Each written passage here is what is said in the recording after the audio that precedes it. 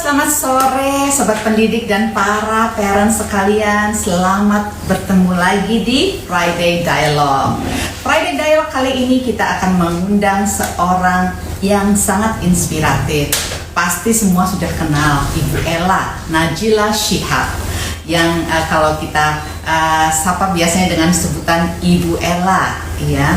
Nah, kita akan dengarkan pengalaman-pengalaman beliau dalam memimpin organisasi dan sekolahnya, dan juga pengalaman-pengalaman beliau dalam kehidupannya menjadi seorang pendidik dan menjadi seseorang yang sangat inspiratif. Kita tunggu ya, sebentar lagi kedatangan Ibu Ella. Oke, kita lihat di sini. Oh, Ibu Ella udah join. Oke, judul kita kali ini adalah To Learn, To Lead is to Learn. Ya, to lead is to learn. Bagaimana kita sebagai seorang pemimpin juga kita harus terus-menerus belajar, menjadi pembelajar sepanjang hayat. Oke, kita sambut Ibu Ella. Iya. Nah, bagi para peserta yang ikutan di Friday Dialogue ini, kita membuka juga pertanyaan-pertanyaan bila ingin menanyakan sesuatu pada Ibu Ella dan pada saya. Terima kasih untuk join selalu Ibu Tika, ini Ibu Inseyon, Ibu Lydia. Oke, halo Ibu Ella, gimana kabar? Halo, apa kabar? Selamat sore. Oke, selamat sore juga. Sibuk banget ya Pak? Iya, ya ampun, hari Jumat kejar-kejaran, Wis Tina. Iya, senang banget tapi bisa asik. Nih. Iya, saya juga senang banget. Kan susah banget mencari jadwal yang tepat dan pas untuk ketemu Ibu Ella ini. Alhamdulillah, ketemu hari ini, ketemu sama teman-teman juga yang join di IG Live. Iya, ini Ibu Ella, kita mulai dengan pertanyaan tentang mengenal Ibu Ella lebih dalam ya. Pasti para peserta sekalian sudah tahu siapa Ibu Ella, dan kita mengenal bahwa Ibu Ella itu semua keluarganya itu hebat-hebat semua, ayahnya, ibunya, saudara-saudaranya. Nah, saya juga melihat bahwa namanya itu unik ya. Nama saudara-saudara ibu sekandung itu diawali dengan N ya, yang cewek-cewek ya, Bu ya. Nah, semuanya pakai huruf nun, Bu Justina. Iya, huruf nun. Nah, kalau saya lihat ini di sini memang dari nama memang mencerminkan bagaimana anak kita nanti akan berkembang ya. Kalau saya tidak salah di situ artinya dari nama Ibu Ella adalah open minded ya. Benar-benar orangnya open minded. Kemudian Ibu Najwa katanya nama itu doa. Nama itu doa katanya. Setuju banget. Kalau Ibu Najwa katanya good communicator. Ternyata benar jadi good communicator ya. Saya suka membaca kisah-kisah tentang keluarga Ibu. Nah, kita mulai dengan pertanyaan yang pertama ya Bu ya. Oke. Silakan Bu. Kita kan udah tahu semua bahwa Ibu tuh berdedikasi sangat tinggi dalam mengembangkan pendidikan di Indonesia. Apa sih yang menyebabkan Ibu mulai bercita-cita untuk berkiprah secara aktif dalam pendidikan dan terutama mendirikan sekolah? Ya, kalau bicara sejak kapan gitu ya ingin jadi pendidik, saya itu sebetulnya sejak kecil sekali udah cita-citanya jadi guru, Bu. Jadi dari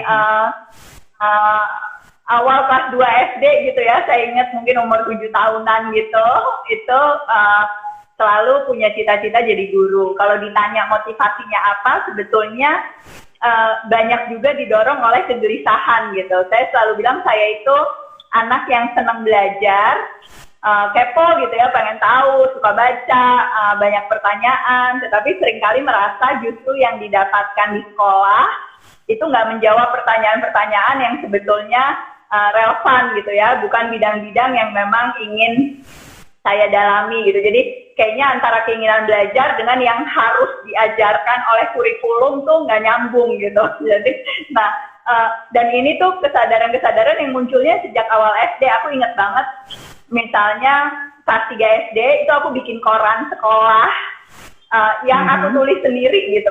Apa? Karena aku gelisah banget, teman-temanku itu nggak suka baca.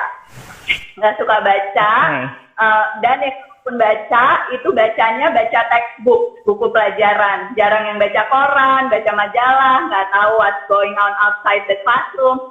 Jadi aku setiap hari pulang sekolah, itu dulu nggak punya komputer dan printer gitu ya, nulis ringkasan dan koran. Nulis ringkasan semua yang aku baca di koran, di majalah yang menarik hari itu aku ringkas, aku tulis ulang, terus aku tulis ulang berkali-kali sampai 20 kopi dan kemudian bagikan ke teman-teman supaya mereka senang baca. Itu tuh lebih penting daripada cuma ngerjain LKS, daripada cuma baca textbook. Terus aku bikin klub buat ngebahas ngebahas buku, ngebahas ringkasan-ringkasan dari media massa yang aku bikin. Nah, jadi memang sejak awal tuh ngerasanya something is wrong with the system, and the system needs innovation, needs disruption gitu ya. Dan instead of kayak nyuruh teman-teman jadi guru, jadi pendidik, ya aku ngerasanya itu bagian dari responsibility. Jadi emang kepingin banget jadi guru, kepingin bisa bikin institusi pendidikan yang nggak konvensional, dan itu cita-cita yang terus dipelihara gitu ya sampai remaja, sampai dewasa, dan alhamdulillah sekarang ya bisa terwujud dan dijalankan, kira-kira gitu. Wah, berarti passionnya itu dari awal ya, dari masih SD pun sudah punya passion menjadi guru dan suka membaca serta menulis ya. Makanya nggak heran kalau tulisan-tulisan Ibu Ella ini keren banget dan menarik sekali untuk dibaca buku-bukunya. Oke, Bu Ella.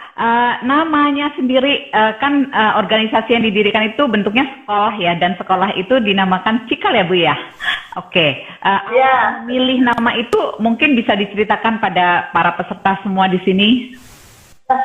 Saya sekarang sebetulnya saya mendirikan 2 sekolah Bu Justina. Jadi memang yang di tahun 1999 itu sekolah Cikal, kemudian di tahun 2019 saya mendirikan sekolah lain yang lebih baru, namanya Sekolah Murid Merdeka gitu ya. Nah, jadi ada 2 sekolah yang bentuknya berbeda di masa yang berbeda juga. Nah, kalau Cikal itu memang sejak awal dipilih sebetulnya karena artinya itu tumbuh gitu ya. Saya yakin banget bahwa yang namanya proses pendidikan itu seharusnya proses yang menumbuhkan, yang memberdayakan, dan masing-masing anak itu datang dengan bibitnya sendiri, dengan disposisinya, dengan minat dan bakat, kebutuhan dan kesiapannya. Dan pendidik yang baik, juga lembaga pendidikan yang baik itu tugasnya bukan mencetak, menstandarkan gitu ya, atau membentuk anak jadi seragam, tetapi justru memang menumbuhkan cikal-cikal ini untuk kemudian bisa menumbuhkan potensinya yang paling optimal. Nah, itu dari sudut mananya saya suka sekali sama makna kata Cikal. Nah, selain itu Cikal itu juga bisa dimaknai sebagai cinta keluarga gitu ya. Jadi yayasannya Sekolah Cikal itu yayasan cinta keluarga gitu. Kenapa? Karena saya dari awal juga konsepnya itu sejak awal kita nggak cuma ingin mendirikan sekolah untuk muridnya gitu ya, tetapi juga kita yakin bahwa semua orang dewasa yang ada di sekeliling anak itu harus bersama-sama belajar gitu, termasuk orang tuanya, pihak-pihak yang ada di keluarga, dan hubungan antara berbagai pihak yang ada di sekolah itu harus amat sangat kekeluargaan. Jadi itu makna keduanya. Yang ketiga, alasan kenapa pilih nama Cikal itu karena mudah diucapkan oleh anak sih, Bu Justina. Jadi kita memang gitu ya. Kata-kata anak-anak kan kita mulainya dari preschool gitu ya, dari murid-murid prasekolah. Anak-anak murid-murid kami yang umur 2 tahun pun kalau ditanya sekolahnya di mana gitu, itu bisa jawab Cikal gitu ya. Kayak gampang gitu untuk menjawab. Jadi ada 3 alasan itu sih. Cikal yang dipilih. Oke, keren banget tadi. Berarti artinya itu dari yang bertumbuh, dari cinta keluarga, dan juga bisa diucapkan dengan mudah oleh anak ya. Oke Bu, kalau pada awal berdirinya organisasi atau yayasan atau sekolah yang Ibu pimpin itu pasti pada awalnya ada kerikil-kerikil yang Ibu hadapi ya. Apa saja sih tantangannya? Pengalaman nih, sorry. Ya, apakah kita sama atau gimana nih? Saya juga ingin dengar dari Ibu. Boleh Bu Justina jawab duluan, boleh. Nanti saya yang cek kerikil-kerikilnya. Kira-kira sama, menantang banget ya masa-masa awal ya. Iya, Aduh, kan. Saya sampai suka Bu Justina, saya sampai suka komentar gini, kalau tahu sesusah ini kayaknya nggak berani deh bikin sekolah. untuk pas awal mulai tuh apa ya, yang kebayang mungkin lebih ke semua hal positifnya, dampaknya gitu ya, tapi challenge pada saat memulai di awal itu berat banget. Aku boleh nggak aku yang dengar dulu dari Bu Justina? Jadi ya. Untungnya kita punya passion yang dari kecil ya, pengen jadi guru. Jadi whatever happen, we have that passion. Jadi tantangan apapun yang kita hadapi ya kita pasti harus kembali bangkit ya Bu ya. Kalau awalnya tentunya kan karena kita ini memulai pendidikan sekolah yang internasional atau sekolah yang bukan konvensional, pasti paradigm shifting ya. Itu pertama kali paradigm shifting. Apalagi kami juga bukanya dari awal hampir sama nih dengan Ibu Ella, dari anak-anak yang umur 2 tahun. Nah, pada saat itu tuh kita benar-benar harus mengubah cara pandang orang tua yang, kenapa sih harus sekolah? Kenapa sih harus kasih pendidikan anak usia dini di playgroup? Nanti aja. Nah, itu paradigm shifting untuk para orang tua. Kemudian untuk mencari sumber daya, karena pada saat itu kan belum banyak ya. Kami ini pioneer juga di Bekasi, Bu. Baru satu-satunya yang pada saat itu 98 tuh kita ada playgroup yang berbahasa Inggris gitu ya. Dan juga mengadopsi kurikulum yang berbeda itu. Itu dari situ. Dan berjalannya dengan waktu ya tentu karena kita berhubungan dengan semuanya dengan manusia, itu dengan karakter yang berbeda. Itu sih tantangan terbesar saya. Bagaimana dengan Ibu?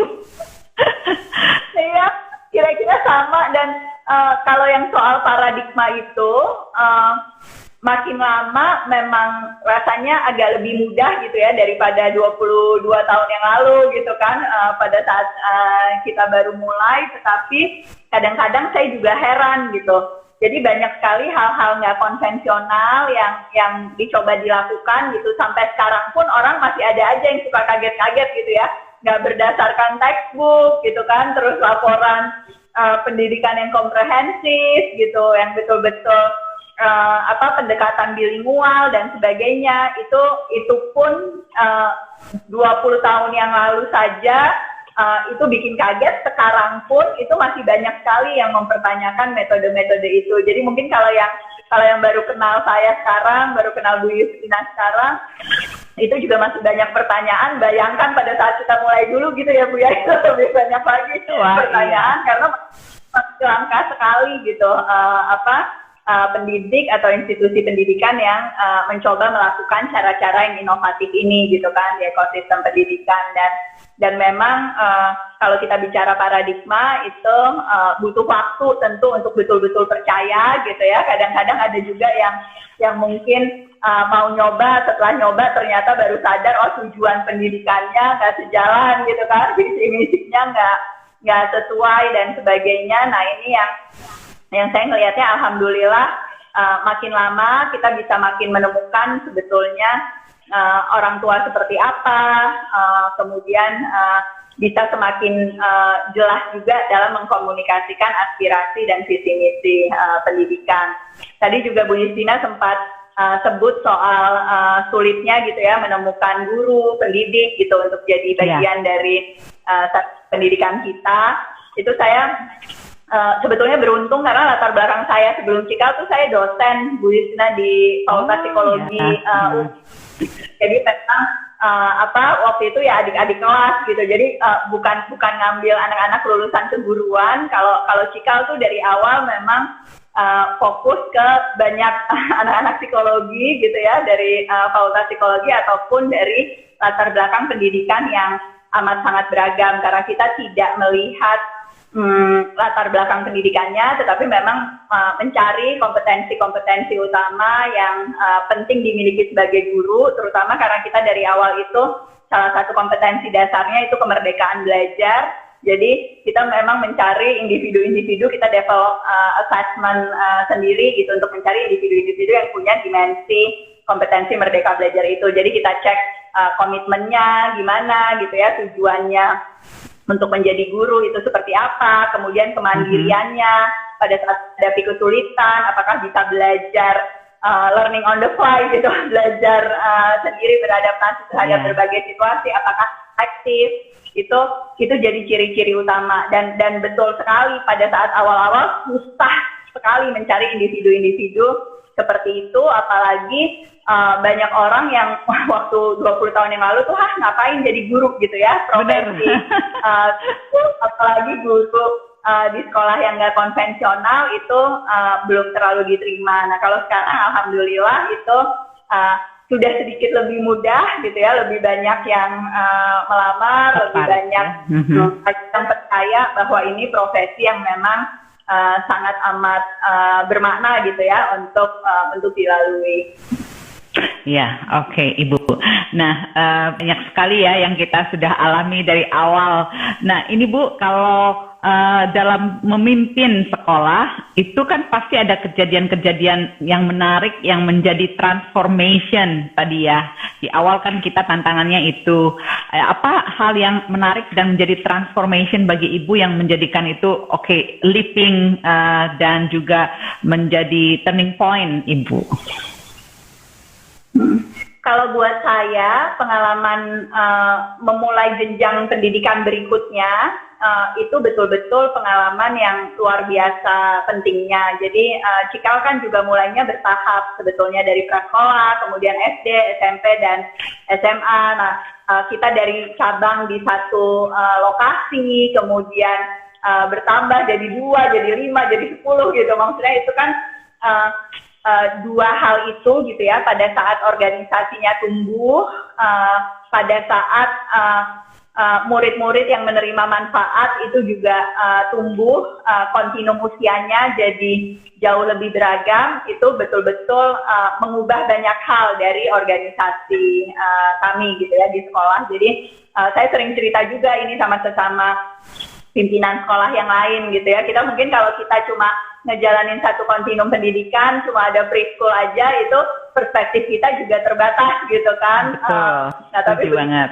Lanjut SD-nya, SMP, SMA itu kita mendapatkan pengalaman yang jauh lebih utuh gitu, dan kemudian perubahan-perubahan terhadap kurikulum, perubahan-perubahan terhadap metode-metode pengajaran untuk memastikan transisi yang baik dan seterusnya, itu banyak sekali kita lakukan gitu dalam proses itu, dan saya bersyukur gitu ya dapat kesempatan itu sebagai organisasi. Nah yang kedua ya, pada saat kita mengelola lokasi-lokasi yang berbeda dalam konteks di daerah yang berbeda juga gitu, itu juga proses quality assurance, monitoring dan evaluasi, penggunaan teknologi untuk memastikan bahwa semua proses itu berjalan terintegrasi walaupun ada di lokasi yang berbeda, itu juga life changing sih Bu Yustina buat saya sebagai pemimpin organisasi maupun untuk tim ya yang menjalankan Cikal sehari-hari. Jadi sekali lagi beruntung banget gitu bisa melalui dua hal itu, dan itu membuat kita juga jadi jauh lebih ready lah untuk selalu berinovasi, selalu beradaptasi, dan paham juga bahwa perjalanan ini nih ibaratnya nggak ada selesainya dan nggak ada enaknya Bu, nggak ada yang kayak udah leha-leha gitu, karena ada tantangan-tantangan yang diciptakan oleh kita sendiri gitu ya, untuk memang membuat organisasinya juga terus tumbuh, dan individu-individu yang di dalamnya juga tumbuh terus gitu. Jadi itu transformasi utamanya kalau saya refleksikan di dua hal itu kira-kira. Oke. Nah Ibu di berapa kota sih? Sudah ada di beberapa kota itu di mana aja? Di Jakarta, ada berapa cabang? Di Jakarta 3 lokasi, ada di Bandung, ada di Surabaya, ada di Serpong. Kita lagi siapin kampus berikutnya juga di kota lain. Jadi saya kalau ditanya transformasi lain ya tentu transformasi selama pandemi ya Bu Yustina, sebenarnya ini juga semua ya kita ya harus nantang dan dialami oleh semua. Banyak banget juga pelajaran dan hikmah-hikmah yang kemudian kita harus lalui, dan adaptasi-adaptasi yang harus dilakukan sebagai institusi pendidikan di saat wabah ini. Nah, Ibu, tadi kan Ibu bilang kalau di Cikal itu banyak sekali psikolog-psikolog, dan saya lihat itu Cikal itu salah satu sekolah yang mengakomodasi inklusif ya. Jadi anak-anak yang berkebutuhan khusus, Ibu treatment so well. Nah, itu di masa transformasi yang kita harus juga berubah itu, bagaimana ya penanganan kepada anak-anak yang berkebutuhan khusus seperti itu? Ya, saya tuh sebenarnya gini, kalau ditanya, saya tuh percaya semua anak tuh sebetulnya berkebutuhan khusus, Bu Justina.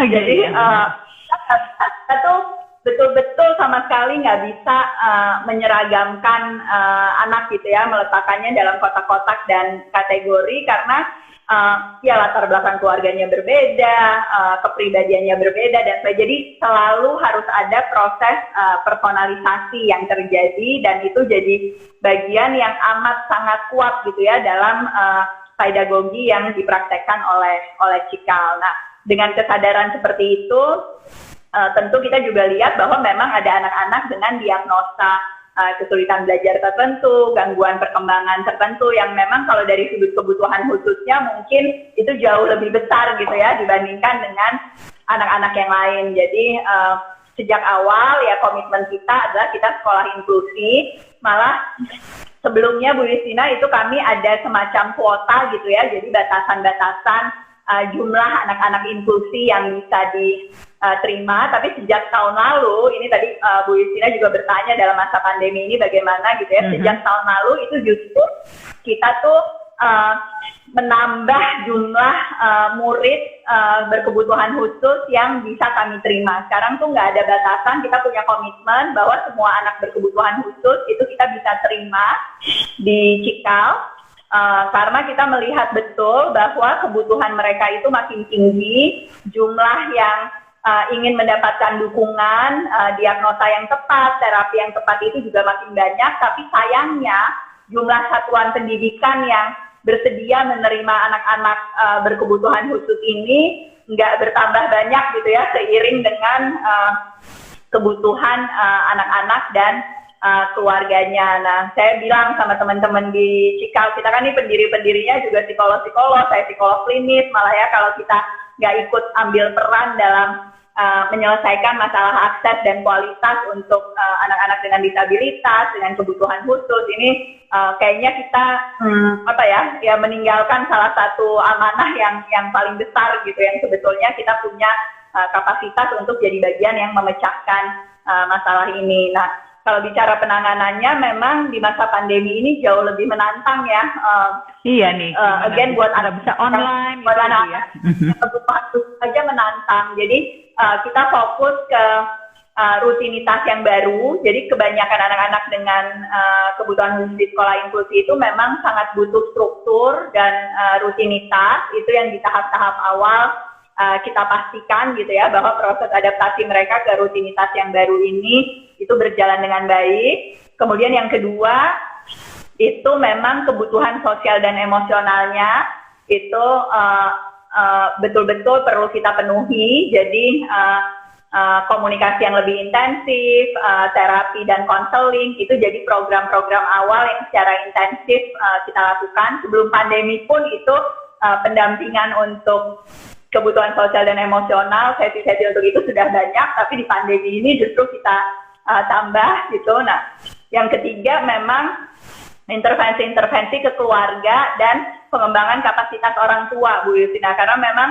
ya mau nggak mau orang tua yang jadi utamanya harus terlibat gitu. Nah, kalau untuk anak yang nggak berkebutuhan khusus aja kan orang tua banyak sekali yang keberatan, sudah susah, harus sambil kerja, membagi waktu dan sebagainya. Nah, bayangkan kita perlu amat sangat berempati kepada orang tua yang anaknya punya kebutuhan khusus yang mungkin sebelumnya nggak punya keahliannya, pemahamannya juga terbatas. Nah, jadi itu kita sebagai sekolah kita memang ada unit khusus pendidikan inklusi Cikal, PIC, yang kemudian justru di masa pandemi ini sepertinya jadi berkali-kali lipat lebih sibuk gitu ya dibanding sebelumnya, dan kita ngelihatnya ini kita harus selalu memikirkan kepentingan anak. Jadi ya semua kerja keras, daya upaya, intervensi yang dilakukan ini memang sesuatu yang udah jadi bagian dari komitmen kita. Karena saya lihat banyak sekali anak-anak inklusi yang justru di masa pandemi ini gapnya jadi semakin jauh gitu ya dengan teman-temannya yang lain. Tertangani memang, ya. Betul, karena makin tak tertangani gitu. Nah, mudah-mudahan insya Allah yang kita lakukan ini sudah cukup lah ya, cukup baik. Walaupun saya sendiri juga inginnya ya tentu lebih baik dan lebih baik lagi untuk memastikan memang anak-anak ini bisa didukung dengan tepat. Nah, itu apakah dikerjakannya melalui online atau ada online dan onsite, atau onsite-nya lebih banyak nih kalau yang berkebutuhan khusus ini? Tetap blended, jadi porsinya ada yang online, ada yang offline. Yang offline itu tentu dengan protokol kesehatan yang sangat ketat gitu ya. Dan memang kan kalau sesi dengan anak inklusi ini ya one on one atau ya 1:2 atau 3, jadi memang selalu kelompok kecil gitu ya, sehingga memang tidak terlalu menantang. Tapi kita juga ada guru kunjung, kemudian sesi-sesi online-nya pun itu ada yang kelompok berempat atau bersepuluh, dan ada sesi-sesi one on one juga. Terapi-terapi juga yang bisa dijalankan. Kalau ada yang bisa dikirimkan instruksinya ke rumah itu dilakukan, ada yang memang harus hadir dan sebagainya. Nah, ini memang alhamdulillahnya situasi sudah lebih membaik. Kita sudah mulai ada piloting tatap muka juga, guru-guru sudah divaksin. Jadi kalau dibandingkan tahun lalu, yang bulan-bulan ini sudah bisa berjalan dengan lebih rutin, dan juga tingkat kenyamanan orang tua untuk mengikuti sesi-sesi, rutinitas anak juga sudah terbentuk gitu ya. Tapi kalau ditanya Maret tahun lalu gitu ya, atau April tahun lalu, itu memang struggling juga sih ya. Kita di sekolah struggling, orang tua dan murid-murid juga struggling, tapi sekarang udah ada learning curve-nya lah untuk bisa kita udah belajar lebih bagus lagi untuk menghadapi situasi ini ya Bu ya. Nah, tadi ada Ibu Endang Armedi bilang setiap anak itu berkebutuhan khusus, noted ya, itu dicatat sama si Ibu Endang. Saya juga mencatat ini. Berarti Bu, kalau anak-anak masuk di awal kan pasti ada pemetaan ya. Itu pemetaan betul. Yang dilakukan sehingga kita tahu, si anak ini berkebutuhan ini, berkebutuhan itu, dan apa saja yang dilakukan untuk di awal itu, Bu? Belum. Kalau di Cikal kita memang ada proses assessment, ada yang sifatnya academic assessment gitu ya, untuk melihat dari sudut misalnya literasi, numerasi yang basic seperti apa gitu ya. Kemudian juga kita karena kurikulum kita itu dasarnya Cikal Fast Start Competencies, jadi ada kompetensi-kompetensi yang memang ditumbuhkan sepanjang kontinum pendidikan. Kita ada assessment awal terhadap kompetensi itu juga. Jadi ya kemampuan refleksinya anak sudah bagaimana, kemampuan komunikasinya sudah seperti apa, dan sebagainya. Nah, kemudian setiap murid di Cikal itu di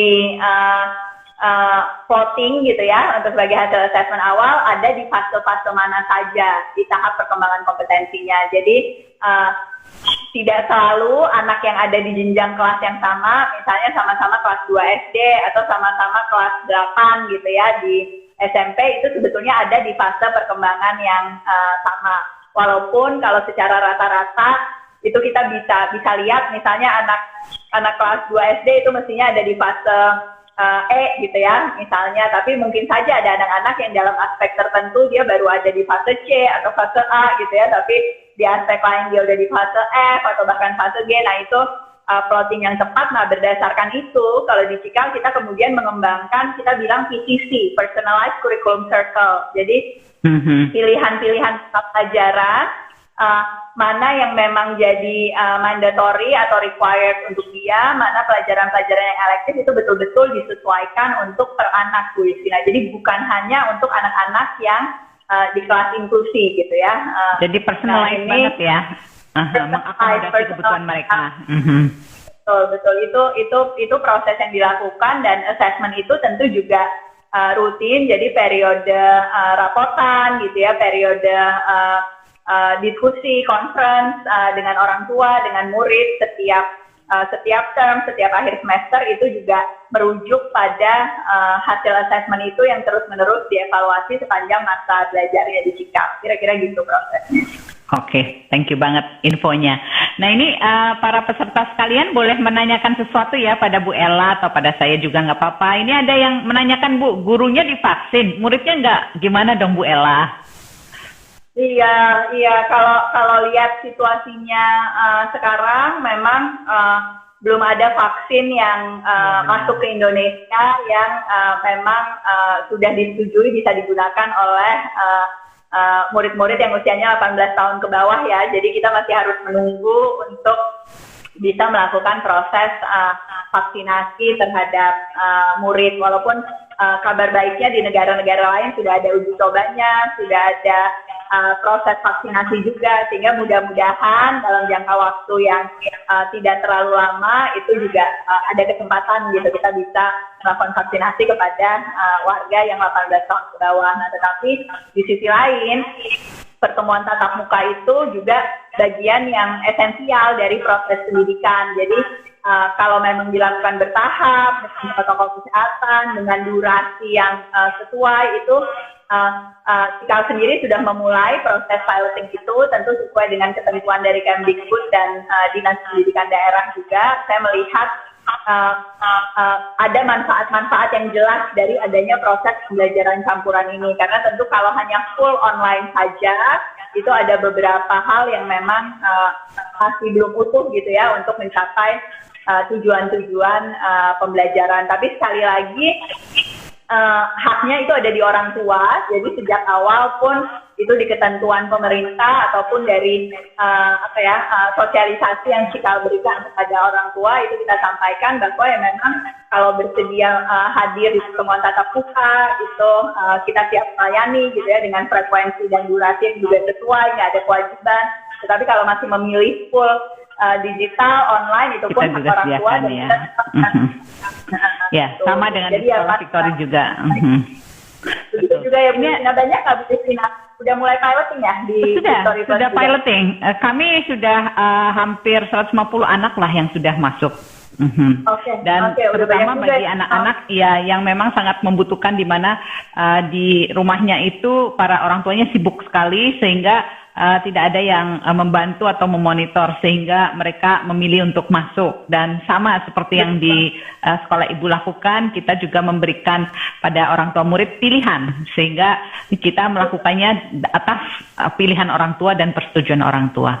Bu Ella, ini ada pertanyaan berikut nih dari Dewi Puspita. Bagaimana untuk meningkatkan sisi wondering dari diri siswa, Bu Ella? Iya. Anak yang banyak bertanya, yang imajinatif gitu ya, itu sebetulnya sedang mengasah keterampilan yang sangat penting gitu ya, yang dibutuhkan olehnya. Kalau saya melihatnya, seringkali kesempatan untuk itu tuh justru dihambat oleh proses pendidikan atau pengasuhan yang terlalu terstruktur gitu. Jadi saya sering bilang nih sama guru, hati-hati dengan jadwal yang terlalu rigid gitu ya. Misalnya semuanya tugasnya berstruktur, padahal sebetulnya anak juga butuh tugas-tugas yang unstructured di sekolah. Kalau buat orang tua juga gitu, jangan sampai jadwal anak kita tuh penuh banget gitu ya.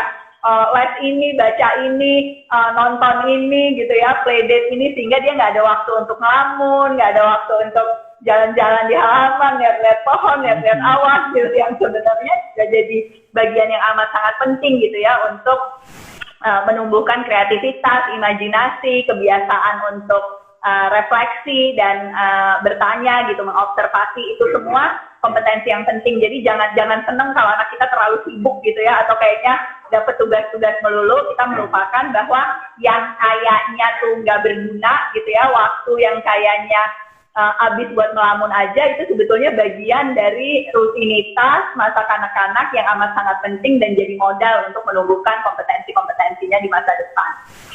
Ya, saya setuju banget. Jadi kita perlu waktu ya, waktu untuk daydreaming, waktu untuk mengamati, mengobservasi. Oke, kadang kita lupa bahwa anak juga perlu waktu untuk itu. Nah, ini ada yang bertanya lagi, Bu. Izin tanya, Bu Ella, dengan beragamnya kebutuhan khusus yang hampir setiap anak miliki, bagaimana seorang guru bisa mendampingi sejumlah anak dalam kurun waktu yang sama? Ya, pertama kita perlu kenal gitu ya pola kebutuhan masing-masing anak apa gitu, dan kemudian melihat kebutuhan itu bagaimana bisa kita akomodir dalam merancang proses pembelajaran yang sesuai. Jadi saya selalu bilang sama guru-guru, terutama guru baru, mengajar itu bukan hanya soal jam pada saat mengajar.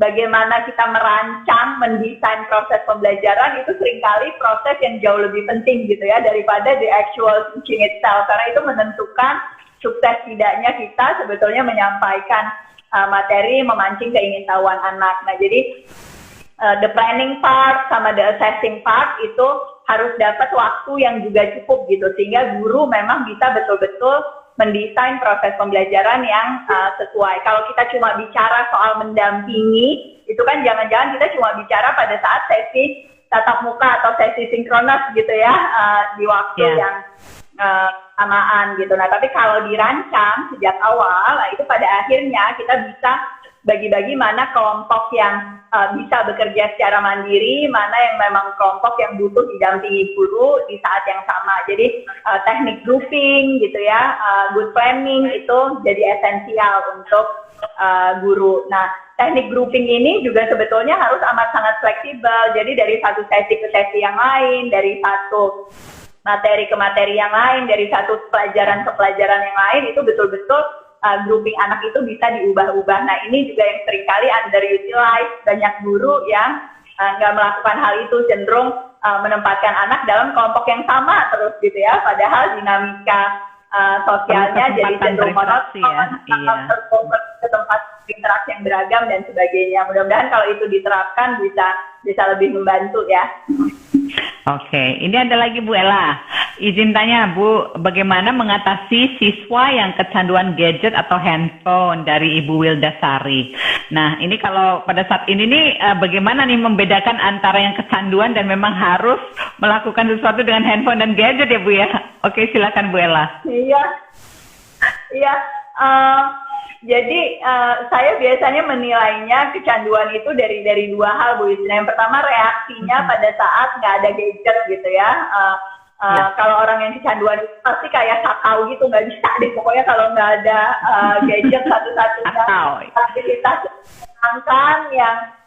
yang bisa membuat dia konsentrasi, yang bisa membuat tenang hanya gadget. Nah, kalau anak sudah menunjukkan tanda-tanda itu, kita harus hati-hati, berarti ketergantungannya sudah berlebihan dan jangan-jangan sudah sampai ke tahap adiksi gitu ya terhadap gawai. Nah, kedua memang ya reaksi emosionalnya pada saat kita memang mencoba menerapkan pola disiplin tertentu gitu. Kalau memang outburst-nya itu berlebihan sampai ngamuk banget dan sebagainya, itu juga salah satu tanda bahwa memang ketergantungannya berlebihan. Nah, kalau memang sudah sampai level kecanduan, saran utama yang selalu saya berikan itu memang harus semacam detox sih. Jadi memang berhenti total dari gadget, dari gawai, periodenya 2-3 minggu, untuk juga memberikan anak itu pengalaman bahwa bisa kok hidup tanpa gawai gitu ya. Ternyata kamu nggak mati merana atau kesepian atau hidupnya berhenti gitu. Nah, dia butuh dapat pengalaman detox itu sambil nanti pelan-pelan sesudah proses berhenti totalnya itu periodenya berakhir, mulai lagi dikasih tapi dengan rasio frekuensi dan durasi, misalnya hari-hari tertentu, jam tertentu dan sebagainya. Nah, tapi kalau anak kita belum sampai ke tahap kecanduan itu, saran utamanya adalah memang punya pola disiplin yang tepat gitu ya. Jadi kesepakatan sama-sama jam berapa bisa pakainya, digunakan untuk apa, jangan itu jadi satu-satunya kegiatan. Jadi saya selalu bilang juga sama orang tua dan guru, aktivitas di gadget itu seringkali jadi pelarian anak kalau dia bosen, dia nggak tahu mesti ngapain lagi. Nah, kita tuh harus akan alternatif kegiatan lain yang tetap menyenangkan walaupun nggak di gadget. Sebetulnya ya masak sama-sama, main board game, aktivitas fisik dan sebagainya. Jadi kita nggak bisa cuma sekedar ngelarang anak nggak boleh main gadget ya, terus aku ngapain dong, kan gitu. Jadi Harus ada bagaimana ya Bu ya. ini alternatifnya apa dan sebagainya, itu yang harus amat sangat kita perhatikan dan kita dampingi, kira-kira gitu. Ya, dan kalau tadi Ibu bilang kita harus detox, bagaimana kita melihat anak ini reaksinya bagaimana. Kadang nih yang justru sangat kita lihat perlu diperbaiki adalah misalnya para orang tua nggak tega ya ngeliatin anaknya berekspresi seperti itu, misalnya kehilangan gadgetnya. Nah, ini bagaimana nih bekal untuk orang tua sehingga tega dengan melakukan detox ini? Ya, kalau ngomong orang tua nggak tega itu kan sebetulnya jadi reaksi emosional ya. Kita ngerasanya ya nggak enak gitu sama anak, kita jadi sedih karena dia sedih gitu ya. Kita khawatir dan sebagainya. Nah, saya di Yayasan Rangkul Keluarga kita itu ada pola-pola pendidikan keluarga, dan memang salah satu yang paling sulit dari menjadi orang tua itu adalah mengelola emosi kita.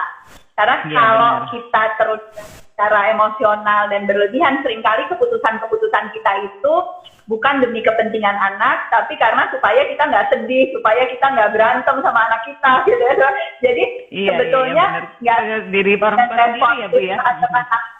Ada diri kita sendiri. Jadi kalau yang masih merasa nggak tega gitu ya menerapkan disiplin ke anaknya, ya perlu ditanya itu sebetulnya nggak teganya ke anaknya atau ke diri sendiri gitu. Karena kalau ke anak kalian tujuan jangka panjang kita kan inginnya ya dia tentu bisa berdaya, memilih kapan menggunakan teknologi, tidak diperdaya oleh teknologi dan sebagainya. Jadi yang tega tuh justru kalau ngebiarin anak kecanduan sih, bener nggak?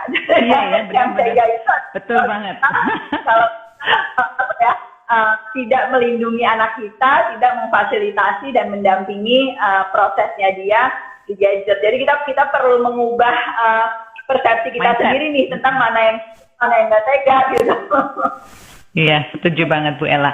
Ini ada pertanyaan lagi dari Ibu Audina. Bagaimana guru yang sebenarnya ingin mengoptimalisasi kebutuhan yang dimiliki anak-anak secara khusus, katakanlah skill, di luar tema pembelajaran, akan tetapi guru hanya memiliki jam pembelajaran yang terbatas. Jadi ini karena waktu terbatas.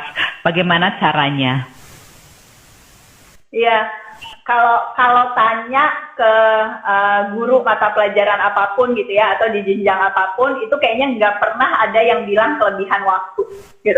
Selalu semuanya merasa kekurangan waktu gitu ya, karena semuanya punya agenda, merasa ada yang penting yang untuk diajarkan. Makanya nggak heran dan saya selalu deg-degan tiap ada revisi kurikulum. Itu yang ada bukannya kurikulumnya jadi tambah sederhana, tambah sedikit, tapi yang ada jadi makin ditumpuk-tumpuk dan jadi makin banyak gitu ya, coverage yang harus diberikan kepada anak gitu. Jam sekolah bukannya makin lama makin pendek, tapi makin lama jadi makin panjang. Nah, saya sekali pada sesama pendidik, coba berhenti deh.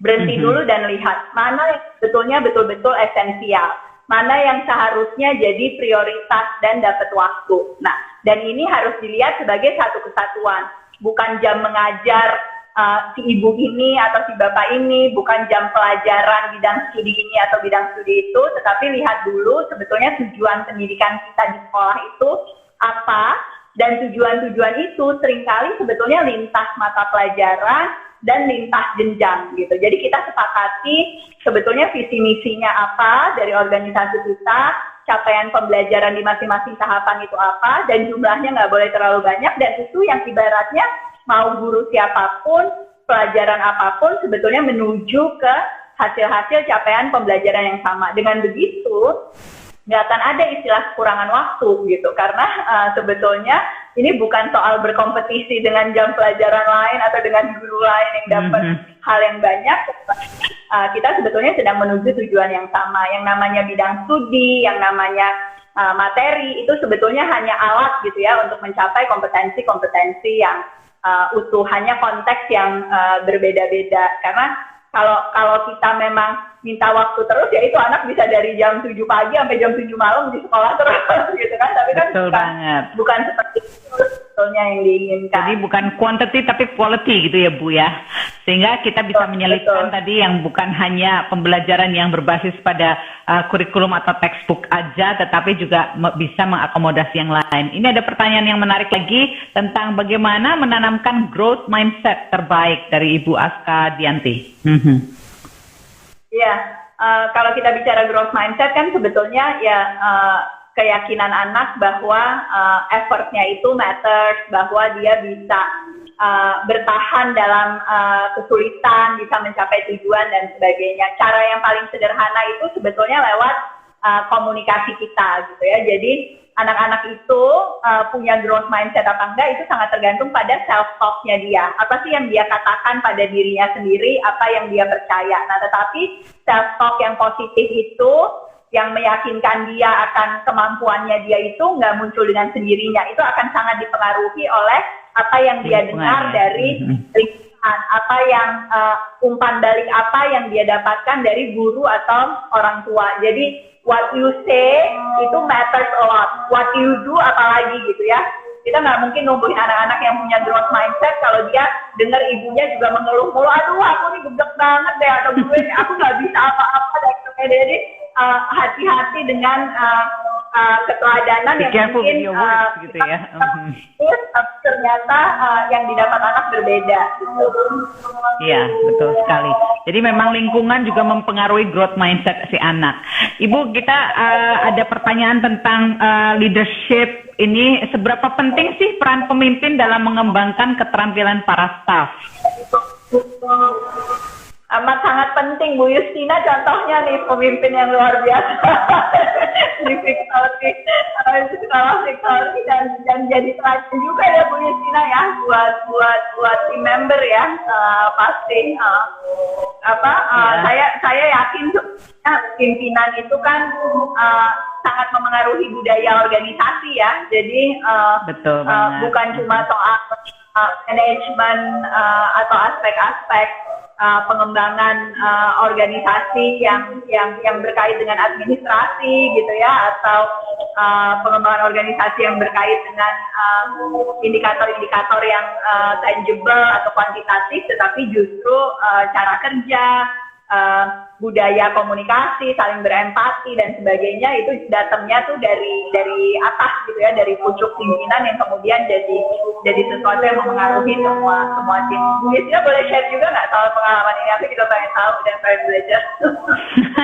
Hampir sama Bu, kita kayaknya karena kita mulainya hampir sama di stage-nya dari awal itu mulai playgroup. Kalau di playgroup kan guru-gurunya ceria, kita sebagai pemimpin juga harus ikutan ceria ya. Terus habis itu kita juga harus mengayomi dan kita harus relationship dengan satu orang per orang itu harus dekat dulu ya Bu ya. Itu jadi kalau relationship-nya udah kuat, maka kita juga bisa saling membantu dan memperkuat visi misi yang ada di sekolah. Nah, kalau di Bu Ella sendiri hubungannya antara pemimpin dengan staf itu bagaimana ya Bu ya? Hubungan seperti apa sih yang diciptakan di sekolah yang Ibu pimpin? Kita karena dasarnya tuh tadi cinta keluarga gitu ya, jadi memang itu nilai yang kita coba praktekkan, tentu bukan cuma buat murid-murid dan orang tua, tetapi juga dalam interaksi kita sehari-hari. Saya yakin banget gak mungkin lah guru-guru itu bisa berinteraksi dengan anak dengan baik kalau interaksinya dengan sesama guru, interaksinya dengan pimpinan sekolah itu juga bukan interaksi yang baik. They're going to teach the way they were taught gitu ya. They're going to treat the students the way they were treated, kira-kira gitu. Jadi memang yang namanya budaya organisasi itu sebetulnya intangible curriculum yang sangat powerful gitu ya, dan itu benar pasti akan memengaruhi aja interaksi antara pengelola sekolah gitu ya, orang-orang dewasa yang ada di sekolah, tapi pasti akan memengaruhi interaksi dengan anak. Dengan anak-anak didik ya. Yang sama-sama dan semangat belajar itu sih, bahwa semuanya lifelong learners, bahwa semuanya perlu berinovasi, beradaptasi, itu jadi sesuatu yang amat sangat kita pentingkan dan juga selalu kita coba pertahankan gitu Jessica. Kalau di pandangan Ibu, kualitas pemimpin seperti apa atau hal-hal apa yang harus dipunyai oleh seorang pemimpin, Bu? Kalau saya sih yakin banget bahwa kemauan belajar tadi itu jadi sangat penting, sama judul kita ya, sulit is to learn gitu, karena iya benar. situasi organisasi itu kan juga berubah terus ya, Bu Justina ya. Jadi benar banget, iya. Kemampuan beradaptasi sebagai pemimpin gitu ya, dan learn itu sebetulnya juga termasuk unlearn gitu ya. Jadi ada hal-hal yang mungkin awalnya kita pikir benar, kita pikir baik, ternyata kita bisa saja terbukti salah gitu, atau data mengatakan sebaliknya gitu ya. Jadi saya selalu bilang saya siap, I'm ready to learn, tapi I need to be able to unlearn juga gitu. Jadi kita nggak penuh asumsi-asumsi, nggak ngotot sama pendapat sendiri, tetapi bersedia mendengarkan juga perspektif yang berbeda. Nah, selama ini itu jadi salah satu modal gitu. Nah, yang kedua memang kemampuan untuk memberdayakan tim gitu. Nah, ini saya paham betul seringkali sulit gitu kalau buat mungkin pemimpin yang baru di organisasi. Jadi pengennya kontrol, memegang kendali semuanya dan sebagainya. Tetapi kalau pengalaman saya selama ini, selama kita memilih orang-orang yang tepat, punya modal percaya, itu most people itu raise to the challenge and they'll surprise you gitu ya, dengan kemampuan mengambil keputusan, menyelesaikan masalah yang beyond expectation. Kalau diberikan otonomi dan juga dibuat sistem accountability gitu untuk memastikan bahwa ya semuanya menjalankan fungsi masing-masing dan berkolaborasi dengan baik. Yang terakhir yang sering saya ulang-ulang juga, pemimpin yang baik tuh pasti bisa dapat orang-orang di timnya yang jauh lebih jago, jauh lebih pintar, jauh lebih rajin, jauh lebih segala-galanya daripada dia. Kira-kira gitu. I always consider myself very lucky karena I have really good team yang semuanya itu lebih segala-galanya dari saya sih, Bu Justina, di semua organisasi, dan melakukan kaderisasi itu memberikan ruang untuk supaya individu-individu di tim itu juga tumbuh jadi pemimpin-pemimpin yang baik. Itu tanggung jawab utama. Jadi if you are a leader, then you need to nurture another leader. Itu yang saya percaya. Oke, jadi berarti kalau leader yang baik itu pasti bisa membuat leader-leader yang lain yang lebih baik lagi gitu ya, Bu ya, di dalam organisasi kita. Ya. Oke, nah kalau dari Ibu Ella sendiri nih, kadang-kadang kalau ada motivasi dari tim kita menurun, apa yang dilakukan Ibu? Motivasi dan komitmen, terlebih-lebih pada para pengajar. Iya.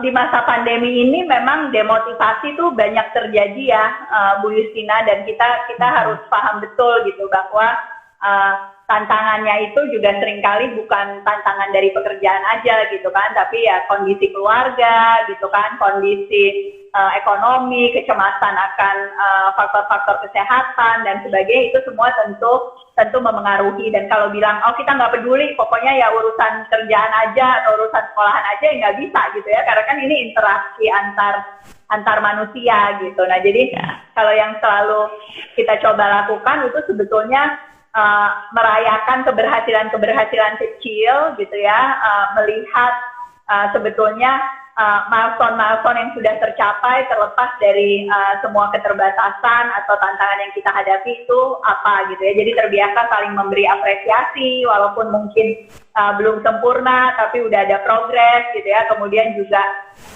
refleksi bersama untuk melihat sebetulnya ada 100 hal yang belum selesai atau ada 100 hal yang susah, tetapi ada 10 atau 20 hal ini yang sudah berhasil kita atasi. Feedback yang positif itu sebetulnya apa saja, terlepas dari masih ada keluhan-keluhan. Nah, kebiasaan-kebiasaan seperti itu saya lihat berhasil membuat ada dorongan lah lebih untuk tetap bertahan dalam kesulitan. Jadi saya juga nggak percaya bahwa kita tuh harus hanya saling mengapresiasi dan merayakan ujung dari proses gitu ya. Tapi selama proses ini berlangsung, sebetulnya banyak kesempatan untuk saling memotivasi dan menguatkan. Thank you banget ini Ibu. Nah, ini kan Ibu sukses banget ya. Dari yang cikal 1 jadi cikal berpuluh-puluh dan di berbagai tempat. Sukses rahasianya ini apa sih Bu? Ibu sukses dan rahasia sukses Ibu itu apa saja? Mungkin bisa di-sharingkan agar kita terinspirasi. Saya nggak pernah ngelihat diri sebagai sukses sih, atau organisasi sebagai sukses. Saya soalnya Bu Justina selalu melihatnya ini proses ya semuanya. Jadi kalau dilihat apakah sukses, apakah gagal, itu kayaknya masih terlalu dini gitu ya untuk melihat sukses enggaknya organisasi yang saya dirikan, apalagi sukses enggaknya Ella gitu ya. Masih jauh banget perjalanannya gitu. Jadi kalau ditanya rahasianya apa, sebenarnya mungkin ya rahasianya percaya sama proses kali ya. Nggak ada yang instan. Setiap kesalahan itu sebetulnya pelajaran yang berharga dan yang nggak boleh berhenti aja. Saya selalu melihat bahwa yang namanya pendidikan itu harus betul-betul semuanya tuh didasari oleh paradigma yang tepat, substansi yang tepat. Jadi ini tuh bukan cuma soal bungkusnya yang bagus, tapi dalamnya hollow dan sebagainya. Tetapi kita betul-betul harus komit pada kualitas, harus setia pada cita-cita, dan harus yakin walaupun kelihatannya lama gitu ya, ini benar-benar maraton gitu, walaupun kelihatannya panjang usahanya, tetapi ya optimis bahwa pada akhirnya akan sukses. Tapi kalau sekarang belum sukses, kalau Bu Justina masih dalam proses. Kadang ada peak moments-nya, kadang ada salah dan low moments-nya. Ini mudah-mudahan kita saling doa terus supaya pada akhirnya bisa sampai ke tujuan dan jadi bermakna. Keren banget ini Bu inspirasinya. Jadi meskipun sudah sukses seperti ini, Ibu masih merasa belum sukses gitu ya. Jadi keep on doing, keep on improving, never give up gitu ya Bu ya. Oke, itu rahasianya mungkin ya. Jadi tambah sukses. Oke, ini tinggal 3 menit lagi. Mungkin pertanyaan saya yang terakhir, Ibu kan suka baca ya. Itu sekarang ini lagi baca buku apa sih Bu? Saya juga pengen dengar nih apa yang sedang Ibu minati dan baca sekarang ini. Apa ya, aku sekarang lagi nyelesain buku, jadi bacanya agak berkurang nih bulan-bulan ini, karena saya lagi menyelesaikan satu buku. Nah, yang sekarang lagi saya baca itu sebetulnya lagi banyak riset soal tokoh-tokoh pendidikan Bu Justina. Jadi saya lagi nulis tentang beberapa tokoh pendidikan Indonesia. Jadi saya lagi baca beberapa biografi. Salah satunya yang saya lagi baca tuh tentang Rahma Al-Yunusia. Jadi beliau ini tokoh pendidikan dari Sumatera Barat yang mendirikan Madrasah Diniyah Putri. Nah, ini saya dapat banyak inspirasi juga. Saya yakin pendidik-pendidik perempuan ini sebetulnya banyak sekali kontribusinya untuk ekosistem pendidikan, dan belajar dari pengalaman mereka itu mudah-mudahan jadi bekal juga buat aku, dan insya Allah bisa dituliskan juga pelajaran-pelajarannya dan bisa disebarkan supaya bermanfaat untuk lebih banyak orang. Kita tunggu bukunya nih. Oke, para peserta sekalian, terima kasih banget untuk perhatiannya. Dan Bu Ella, ini sudah hampir 1 jam, ternyata 1 menit lagi, jadi kita harus akhiri dulu biar bisa di save. Iya, terima kasih banyak Ibu Ella waktunya. Mungkin lain kali kita lagi. Oke ya.